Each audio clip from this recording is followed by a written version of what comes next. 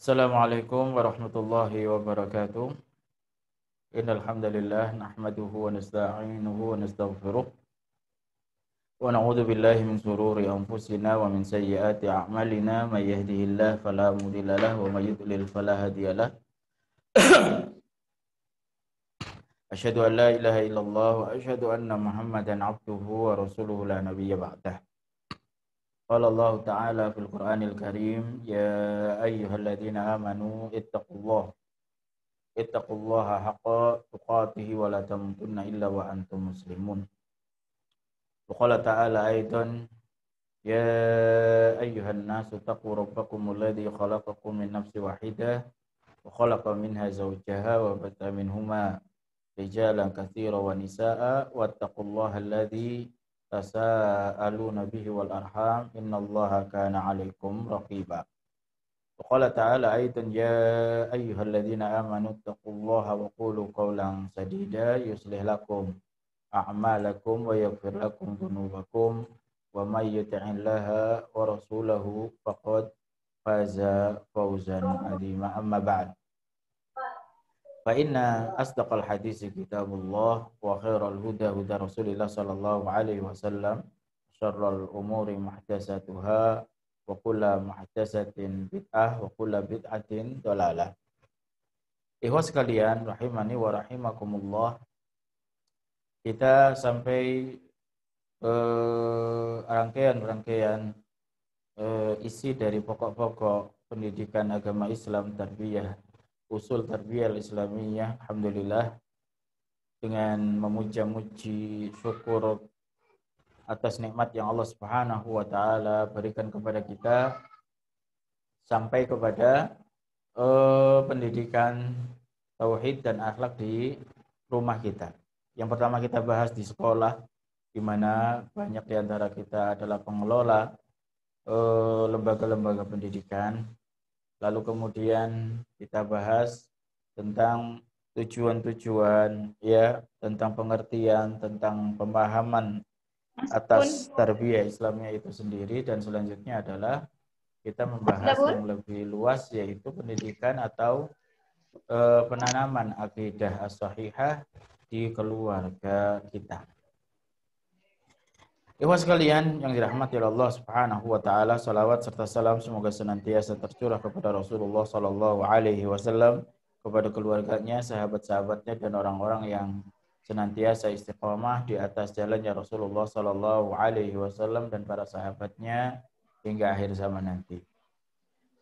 Kita semua tahu dengan sebuah ayat Al-Qur'an, ya ayyuhalladzina amanu qu anfusakum wa ahlikum nar. Wahai orang-orang yang beriman, jagalah diri kalian dan keluarga kalian dari api neraka. Waquduhan nasu wal hijarah.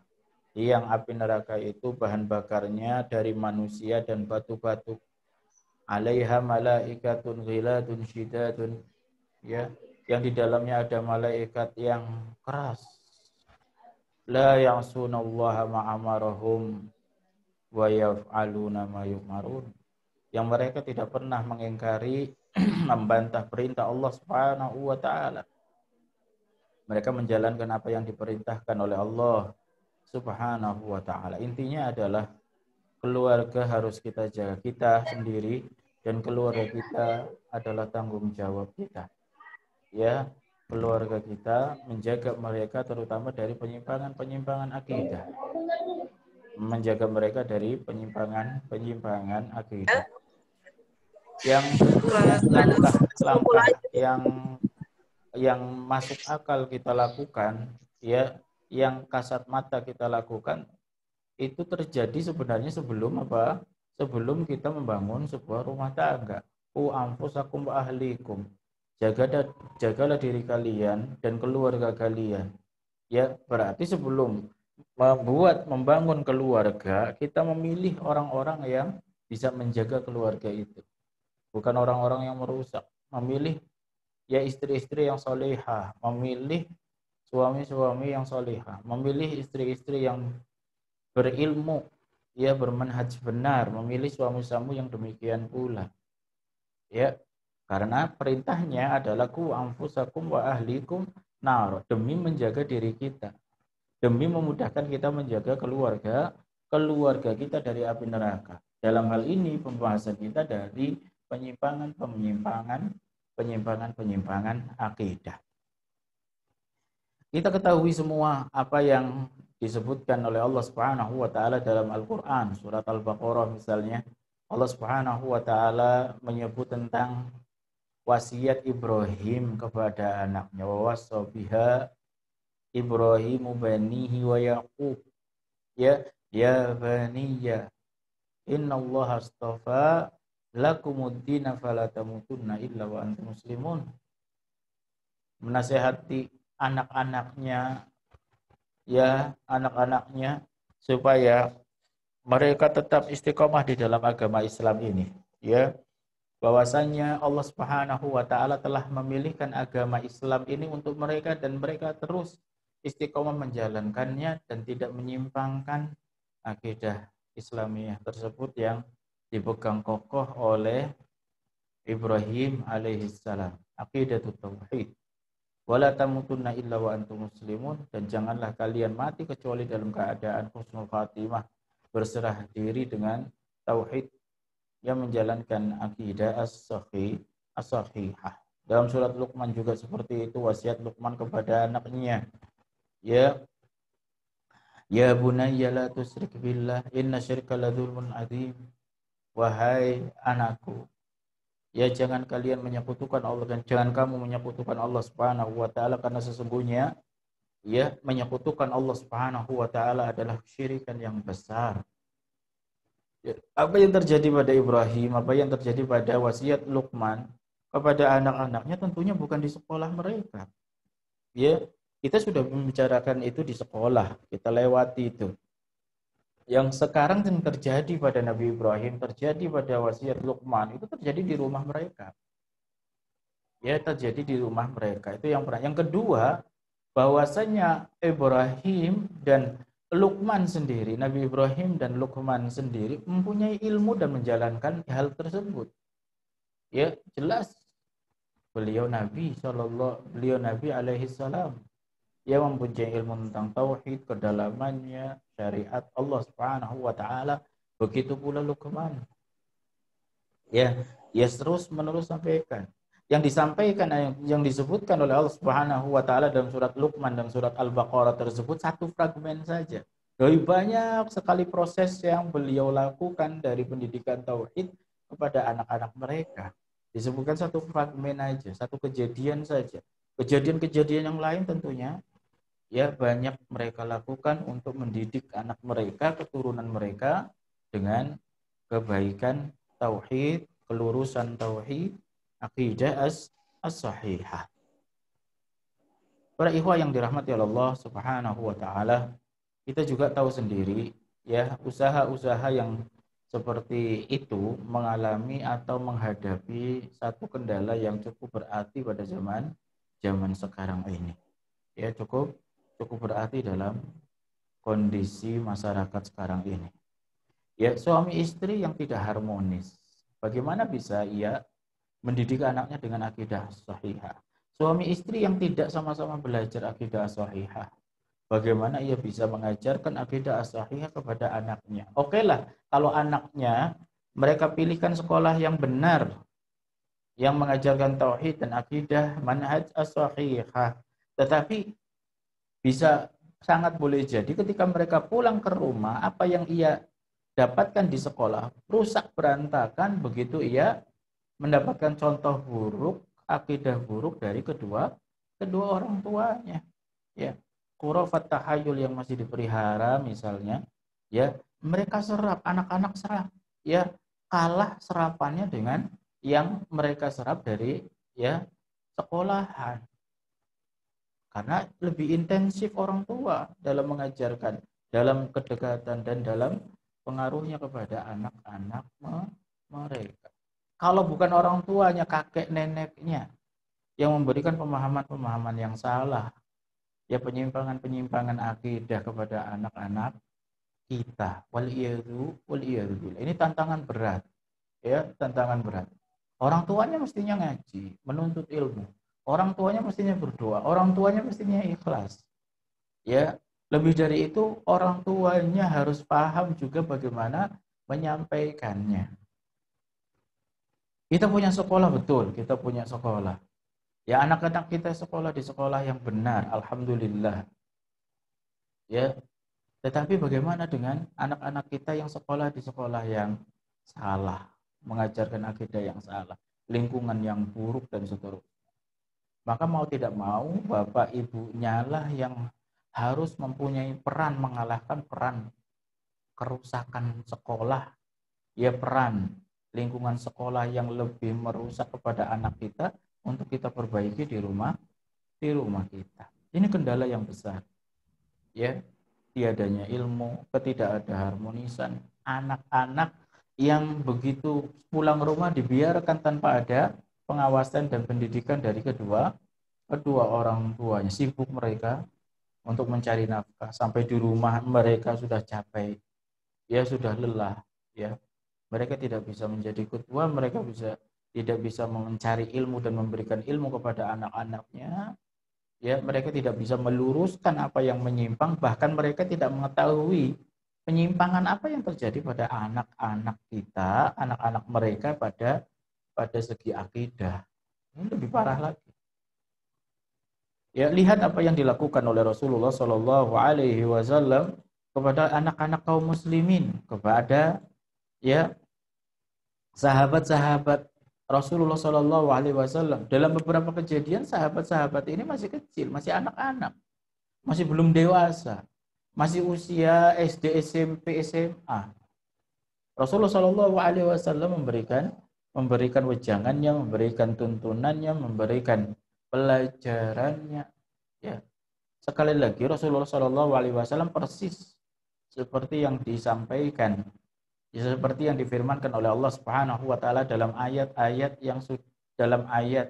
yang sering kita sampaikan. Rasulullah membacakan ayat, mengajarkan dengan tujuan Rasulullah Shallallahu Alaihi Wasallam mentazkiyah, ya, yatlu alaihim ayati, membacain dulu kepada mereka sesuatu ilmu, ya, dan ilmu itu diolah sedemikian rupa dengan tata cara yang Rasulullah Shallallahu Alaihi Wasallam lakukan. Insya Allah kita nanti bicara bagaimana Rasulullah, metode pengajarannya beliau, tata caranya beliau memasukkan, menanamkan pelajaran-pelajaran ilmu yang beliau ingin tanamkan kepada anak didiknya, para sahabat. Ya, Rasulullah Shallallahu Alaihi Wasallam sampaikan dengan tujuan diolah sedemikian rupa, dengan torikoh sedemikian, metode sedemikian rupa supaya anak-anak tersebut itu paham dan mengamalkan, liyuzakihim, terus kemudian memfilter, membuang keyakinan-keyakinan yang sudah terlanjur buruk. Tetapi Rasulullah mampu membersihkan keyakinan-keyakinan, sisa-sisa keyakinan jahiliyah, ya, para sahabat, ya, terfilter, terbersihkan, tercuci dengan pelajaran ilmu, dengan metode, dengan cara, dengan macam-macam yang Rasulullah Shallallahu Alaihi Wasallam sampaikan. Ya, satu kasus Ibnu Abbas waktu itu masih kecil, ya, radhiyallahu anhuma, ya, diajak oleh Rasulullah Shallallahu Alaihi Wasallam ke suatu tempat, ya, diboncengkan, ya. Mu'ad bin Jabal juga seperti itu, ya. Hasan dan Husain mestinya juga seperti itu, cucunya beliau Shallallahu Alaihi Wasallam, anak-anaknya Rasulullah Shallallahu Alaihi Wasallam. Ibnu Abbas diajak bicara, ya gulam, bocah, anak, ya, masih belum balik. Ini u'allimuka kalimat, saya akan memberikan kamu pelajaran dengan beberapa pelajaran. Saya akan memberikan ilmu kepada engkau dengan beberapa ilmu, dengan beberapa kalimat-kalimat, dengan beberapa pelajaran-pelajaran.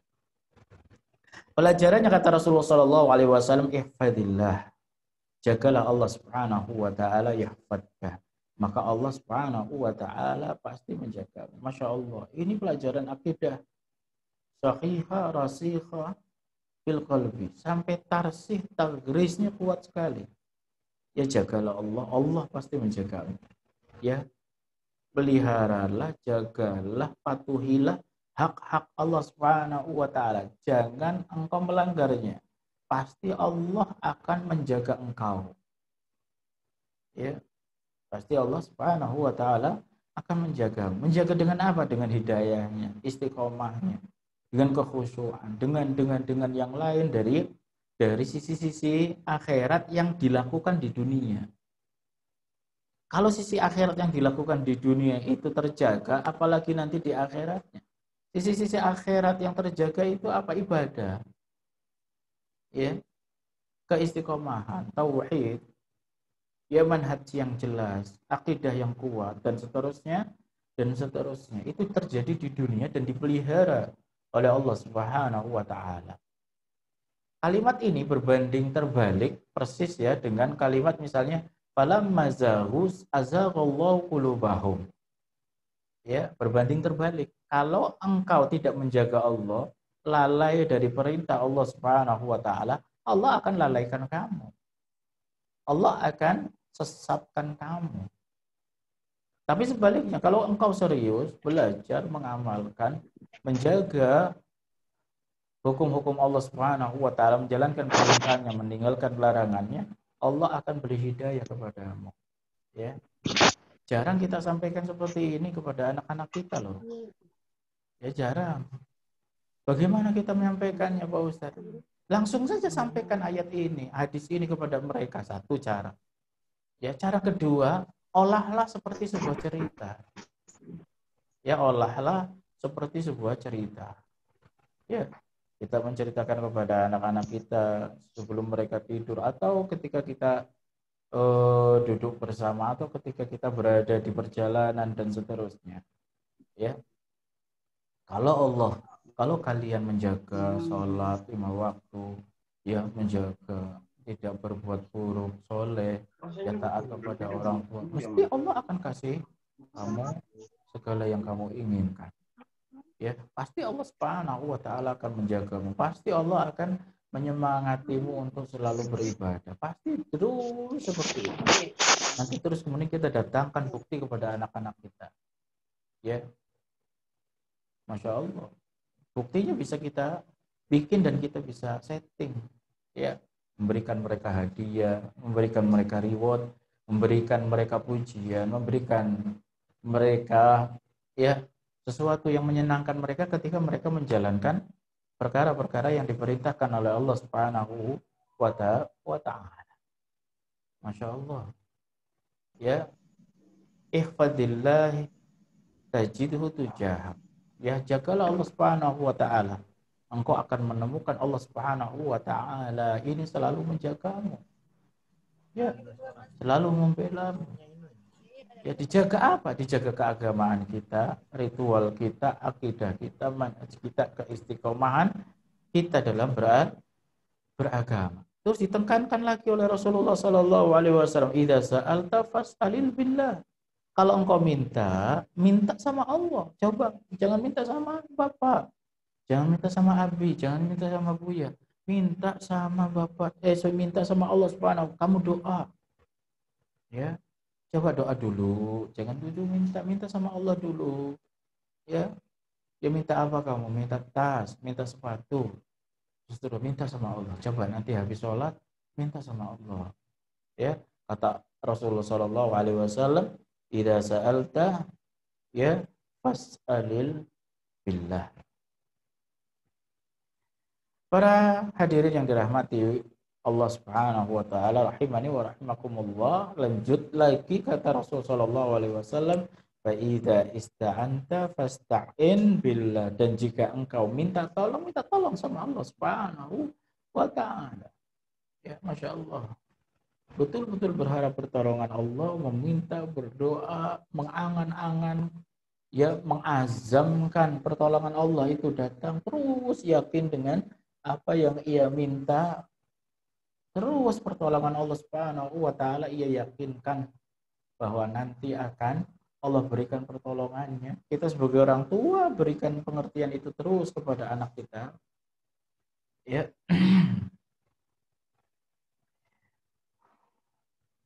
Ya, sampai Rasulullah Shallallahu Alaihi Wasallam ayat ini, hadis ini diceritakan saja, disampaikan terjemahannya, ya anak-anak kita akan akan terpengaruh, akan tergerak hatinya, akan menembus relung ruhaninya, jiwanya.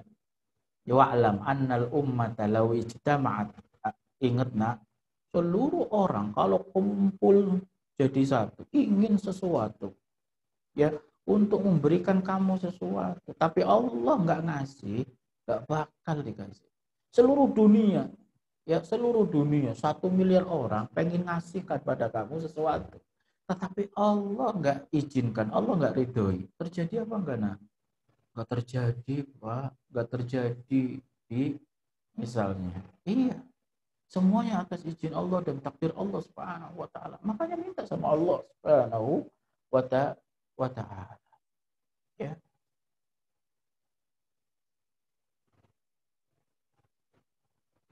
Para ikhwan rahimani wa rahimakumullah.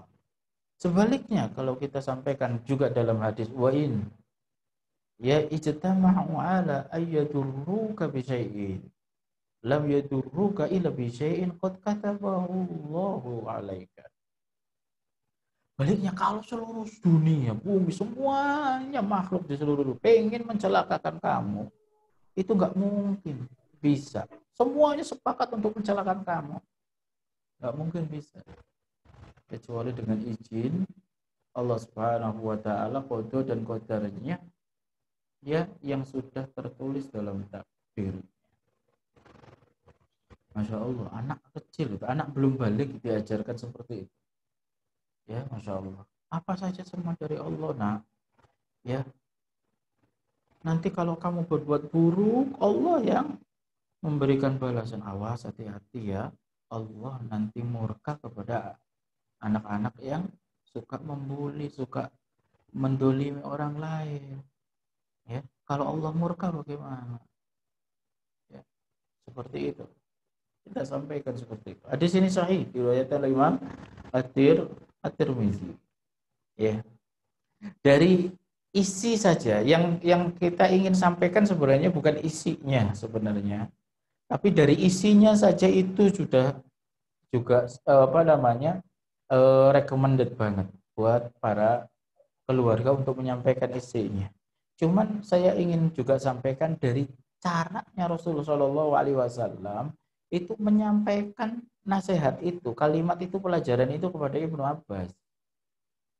Ya, Rasulullah ajak Ibnu Abbas jalan ke suatu tempat, ya, suatu tempat, ya, terus kemudian diajak bicara. Ibaratnya kita ngajak anak-anak bawa mobil, bawa motor, ya, terus kemudian keliling ke sana kemari, seneng, terus habis itu beristirahat di satu tempat, ya, terus kita buka bekal, makan dan seterusnya, terus kita sampaikan, ya, ini Bapak mau sampaikan ya, terus kemudian sampaikan, Masya Allah. Atau tidak secara formal kita sampaikan aja, kita cerita, tuh lihat ya keindahan yang Allah Subhanahu wa taala ciptakan kepada kita. Ini kalau gunung ini meletus, seluruh manusia juga ingin mencelakai kita di sini, nggak mungkin tercelaka kita kecuali apa yang sudah ditakdirkan oleh Allah Subhanahu wa taala. Kalau kalian, kalau anak-anak, kalau kamu jaga perintah Allah Subhanahu wa taala, jaga hukum-hukumnya, kamu nurut sama orang tua, pasti Allah juga akan jaga kamu. Ya, Allah akan membelamu kalau ada orang yang zalim kepadamu. Allah akan tunjukkan terus hidayah kepada kamu. Allah akan bantu kamu. Allah akan mudahkan urusan-urusan. Fa'amma man a'ta wattaqa wa saddaqa bil husna fasanuyassiruhu lil yusra. Orang yang suka memberi, ia bersedekah, ia bertakwa, jaga hukum-hukum Allah Subhanahu wa taala. Ya nurut sama orang tua, nurut sama gurunya. Kita akan kasih Nasihat seperti itu. Ya. Wasaddaqu bil husna. Terus kalau minta pahala, mintanya sama Allah Subhanahu wa taala di akhirat. Saddaqu bil husna itu maksudnya ia yakin dengan pahala yang Allah sediakan di akhirat. Al husna ini adalah pahala di akhirat. Ya. Kita sampaikan ke anak-anak. Coba lihat. Jangan ngarep-ngarep upah. Kita yakin nanti Allah pasti kasih pahalanya, balasannya, rizkinya, kenikmatannya di akhirat nanti. Apa balasannya? Fasanu yasiruhu lil yusra, maka Allah akan mudahkan perkaranya, urusannya. Masya Allah. Ya, jadi hadis tadi secara isi luar biasa, secara metodenya Rasulullah SAW juga tentunya harus kita tiru. Lain waktu Rasulullah SAW mengajaknya Mu'adz bin Jabal. Mungkin sudah lebih dewasa dari Ibnu Abbas. Ya, ngajaknya Ibnu Mu'adz bin Jabal. Ya, diboncengin. Sampai Mu'adz bin Jabal cerita sendiri. Kuntu rodifun ya inda Rasulillah sallallahu alaihi wasallam. Ya ala khimarin. Saya dulu pernah diajak diboncengin. Itu kan satu kebanggaannya Mu'adz bin Jabal. Dia ceritakan dulu saya pernah dibonceng Rasulullah loh. Ya. Terus kemudian apa? Maksudnya Rasulullah Shallallahu Alaihi Wasallam memboncengkan Mu'adz bin Jabal. Mestinya ada maksud dan tujuan. Ya. Ini yang dimaksud, ini yang maksudnya mau kita sampaikan. Ya. Torikohnya Rasulullah ngajak, caranya, metodenya Rasulullah Shallallahu Alaihi Wasallam ngajak Mu'adz bin Jabal bagaimana beliau mengajak Ibnu Abbas. Sekarang Mu'adz bin, dan lain waktu mungkin tidak terceritakan dalam beberapa hadis Rasulullah mengajak sahabat-sahabat yang lain. Ya, berbicara dengan sahabat-sahabat yang lain, banyak beberapa hadis menyebutkan seperti itu. Ada Abu Dzar Al-Ghifari, ada sahabat yang lain, Umar bin Khattab, ada Utsman bin Affan dan seterusnya. Ya, ada Hasan dan Husain. Ya, ada Ghulam yang datang ikut makan bersama beliau Sallallahu Alaihi Wasallam. Ada tamu yang sebelumnya tamu itu datang kepada Rasulullah Sallallahu Alaihi Wasallam. Ini tamu yang buruk. Begitu sampai kepada Rasulullah Sallallahu Alaihi Wasallam diperlakukan dengan sebaik-baiknya manusia. Akhirnya mendapatkan hidayah dan seterusnya banyak kejadian yang beliau Rasulullah Sallallahu Alaihi Wasallam bisa ya kita tiru metodenya beliau Sallallahu Alaihi Wasallam. Sama kejadiannya dengan sahabat Ibnu Abbas, Mu'adz bin Jabal kemudian diajak bicara, ya Mu'adz, atadri haqqullah 'alal ibad wa haqqu ibad 'ala Allah. Kamu tahu enggak haknya Allah terhadap hamba dan haknya hamba kepada Allah? Mu'adz tidak tahu. Ya, Allahu wa rasuluhu a'lam. Allah dan Rasulnya yang lebih tahu ya Rasulullah. Saya enggak tahu. Ya, maksudnya Rasulullah juga enggak nanya, maksudnya pengen nanya, pengen ngasih tahu. Ini juga toriko lagi, metode lagi. Metode diskusi, metode tanya jawabnya. Rasulullah Shallallahu Alaihi Wasallam bikin orang penasaran. Bikin orang penasaran itu maksudnya bikin orang itu fokus kepada pelajaran yang ingin disampaikan guru, yang akan disampaikan guru, yang akan disampaikan oleh Rasulullah Shallallahu Alaihi Wasallam. Kamu tahu enggak, nak? Kamu tahu enggak? Kayak gitulah. Ya. Terus kemudian Rasulullah Shallallahu Alaihi Wasallam menjelaskan, ya, fa inna haqqallahi 'alal ibad, dan sesungguhnya haknya Allah Subhanahu wa taala atas hambanya an ya'buduhu wa la yusyriku bihi syai'a. Hamba itu menyembah Allah, ya, menyembah Allah dan tidak menyekutukannya. Tidak sekedar tidak menyekutukan Allah, ya. Tidak sekedar tidak menyekutukan Allah, tidak sekedar itu, tapi beribadah juga. Ada orang yang tidak syirik tapi enggak ibadah. Ada orang yang ibadah tapi syirik. Ada orang yang enggak ibadah dan enggak syirik juga. Yang benar orang itu ibadah dan tidak syirik. Ya, an ya'buduhu wa la yusyriku bihi syai'a. Wa haqqul ibadi 'ala Allah, dan balasannya orang yang seperti itu haknya hamba atas Allah jika ia tidak menyekutukan Allah, jika ia ibadah dan tidak menyekutukan Allah, apa kata Rasulullah Shallallahu Alaihi Wasallam, Anallaha la yu'adziba ma la yusyrik bihi syai'a, dan Allah tidak akan menghukum mengazab orang yang tidak menyekutukan Allah. Masya Allah. Ya, itu terjadi bagaimana? Anak-anak kita bagaimana di rumah? Pernah seperti ini? Mungkin alhamdulillah kalau sudah ajak tempat ya di rumah, ya ketika ngobrol, ketika duduk bicara dan seterusnya arahnya ke sana semua. Ya. Kan Allah yang semuanya menciptakan. Ya. Ya jangan takut sama ini. Hanya Allah lah yang harus ditakuti. Kalau kamu minta pertolongan sama Allah, kalau minta pertolongan, minta sama Allah, minta saja, nanti doa, nanti malam minta sama Allah Subhanahu wa taala. Ya.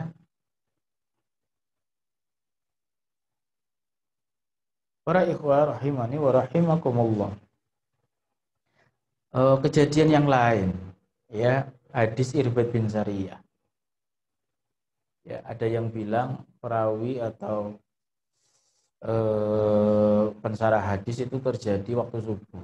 Habis subuh, ya, dalam kondisi bagaimanapun, dalam kondisi apapun, kapanpun, dimanapun istilahnya. Soalnya ini di rumah. Ya, kalau sudah di sekolah, domainnya sekolah sudah. Ini nanti di rumah, ya, kita kapan sempatnya dan disempat-sempatkan. Ya, kalau di atas tadi sepertinya itu waktu-waktu yang tidak terukur, waktu-waktu yang tidak diformal, waktu-waktu yang tidak dijadwal istilahnya, ya, waktu-waktu yang tidak dijadwal.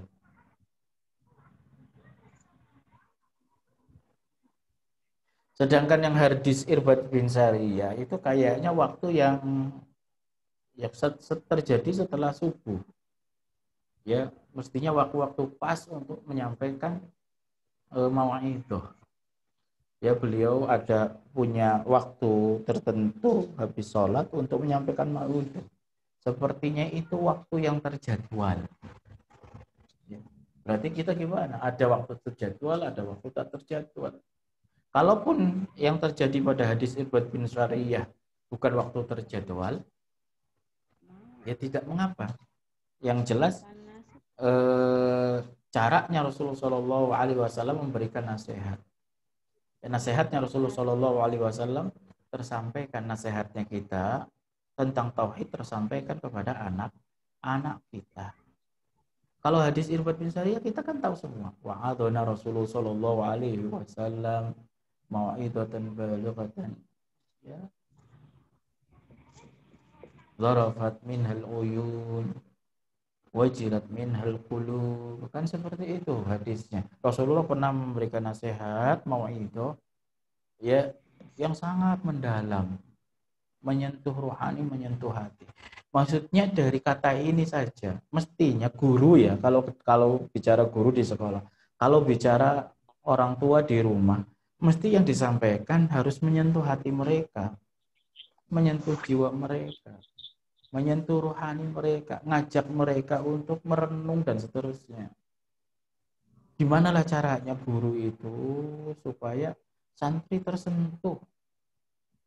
Gimanalah caranya orang tua itu supaya anak tersentuh jiwanya, rohaninya, emosinya, ya, akal, jiwa, pikiran, dan hatinya. Gimana dengan kalimat yang baik, lembut, kata-kata yang menyentuh, dan lain sebagainya. Itu masing-masing guru atau orang tua yang punya kemampuan seperti itu. Rasulullah jelas punya kemampuan seperti itu.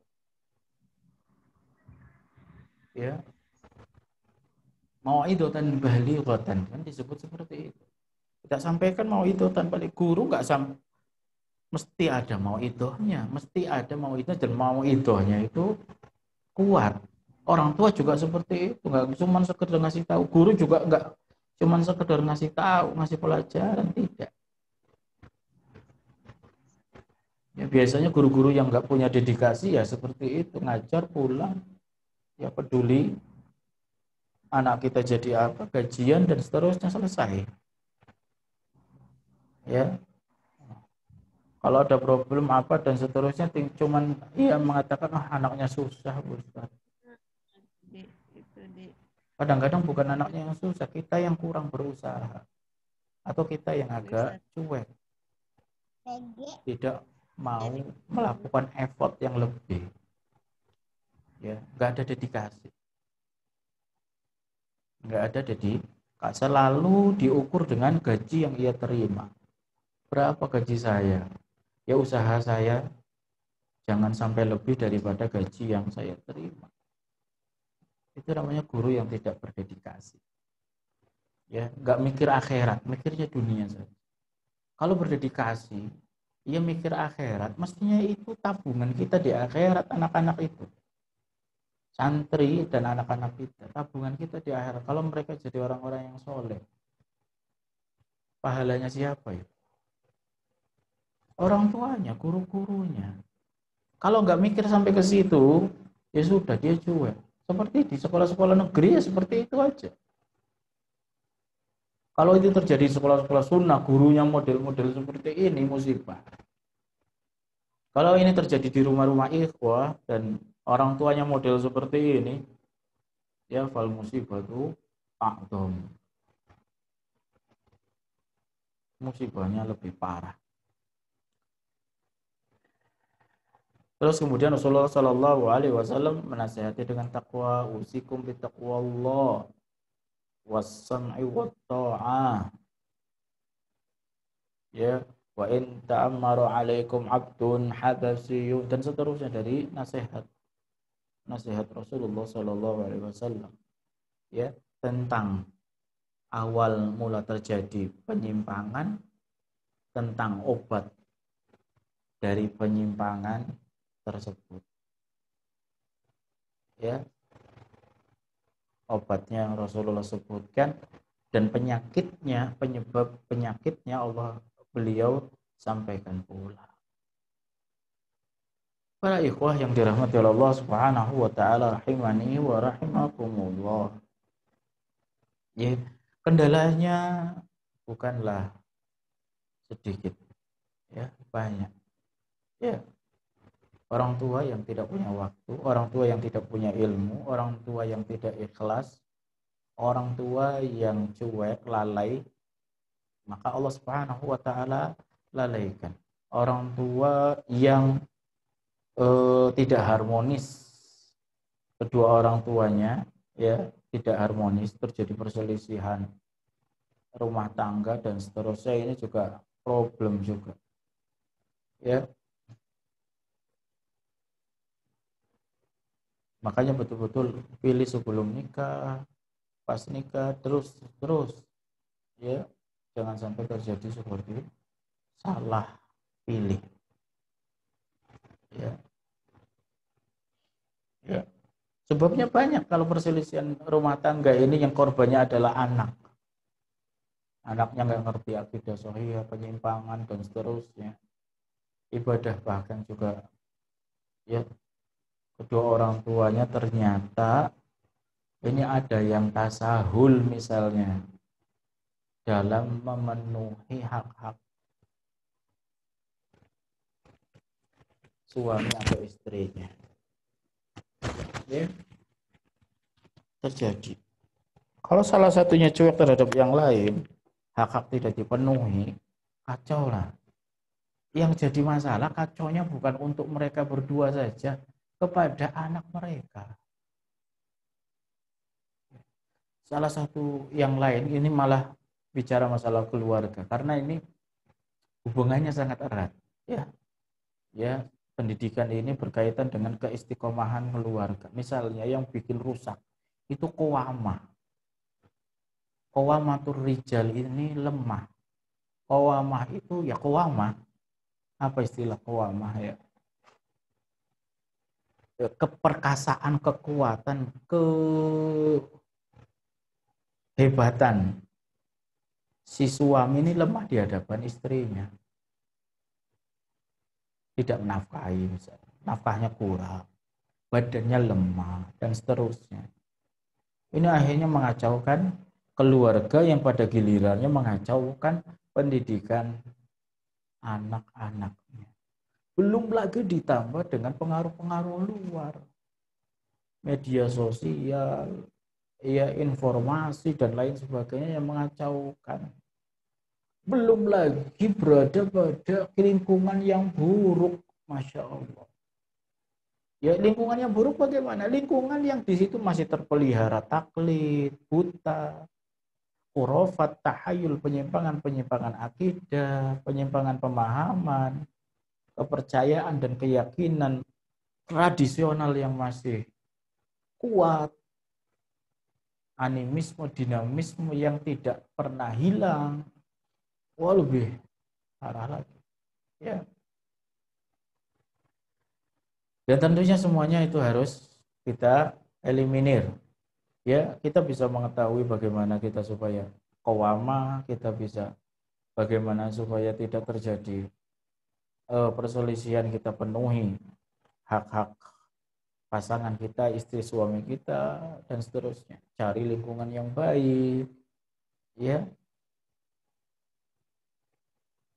dengan pemahaman yang baik, lingkungan yang bersih dari kesyirikan, khurafat, tahayul dan seterusnya. Kadang-kadang anak kita main sama anak tetangga terus kemudian gak boleh nanti ini, ya gak boleh makan di pintu nanti begini, gak boleh kalau giginya pas main giginya copot harus dibuang ke atas, harus dipendam ke bawah dan seterusnya yang nggak benar. Kalau ada yang main terus kemudian kencing terus ular bilang harus poyan dulu sama si mbah, itu macam-macam itu terjadi di lingkungan yang buruk, ya. Para ikhwah yang dirahmati Allah Subhanahu wa taala, itulah ya beberapa hal yang bisa kita sampaikan ya dari pendidikan tauhid di keluarga kita. Ya tentunya ala kulihal di semua pendidikan yang sekolah maupun rumah, ya kedua seorang pendidik dalam hal ini kalau di rumah adalah bapak ibunya, tentunya yang paling kuat mempengaruhi anak-anak. Ya selanjutnya adalah ilmu dia, kedua ilmu dia, keikhlasan dia, doanya dia, Masya Allah. Ya dia punya kedua, dia punya contoh yang baik, dia juga punya ilmu, ada materi yang mau disampaikan. Ya di samping sikapnya baik, perilakunya baik, ibadahnya baik, manhajnya baik, kebiasaannya juga baik, akhlaknya baik, tetapi dia juga punya materi yang bisa disampaikan. Itu kekuatan yang luar biasa, dua kekuatan yang luar biasa. Kalau nggak punya ilmu bagaimana? Ngaji. Ya, nuntut ilmu, mencari ilmu. Bukan berdiam diri meskipun kuduanya sudah baik. Iya, meskipun kuduanya sudah baik. Ya.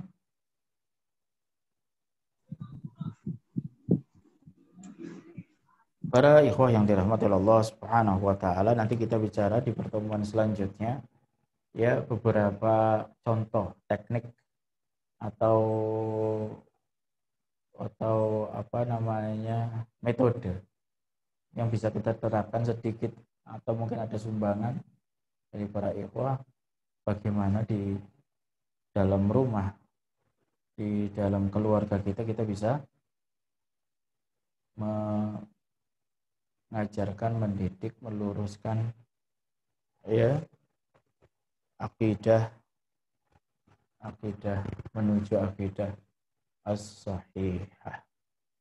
Ya wallahu a'lam bishawab. Subhanaka Allahumma wa bihamdika asyhadu an la ilaha illa anta astaghfiruka wa atubu ilaik. Wassalamualaikum warahmatullahi wabarakatuh.